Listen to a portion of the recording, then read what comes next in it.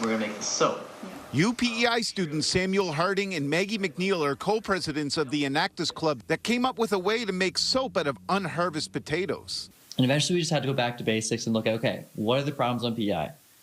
And then we saw food waste, right? Of course, one of the problems we found was around potatoes. And eventually one of our team members went to a food bank and said, hey, what do you guys need? And the surprising answer was hygiene products. After experimenting on 500 pounds of less than perfect potatoes, Spuds2Suds was in bloom. We have a sort of a roster of farmers we constantly are in contact with.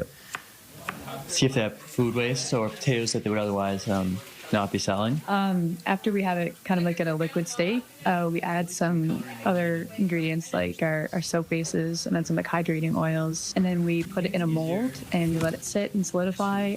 Harding says the group is made up of 17 volunteer students with one goal in mind, supporting the community. So with every bar of soap sold, they're giving one back to the local food bank. People, whenever we were talking about it, were like, wow, that's a great idea. It's really cool. And it makes you feel good. PEI citizens are very community strong, so they love to see when people are giving back and have a good cause. So the soap itself is getting some good reviews, too. Personally, I've gone through 2 bars so far. Since we started making them, I have them at my house.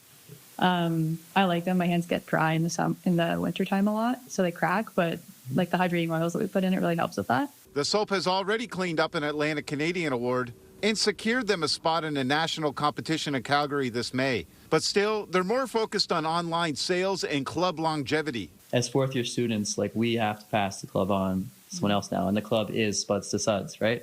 So it really is sort of a legacy item for us where we really don't want to see it die, especially after putting so many hours into it. Josh Smith, CTV News, Charlottetown.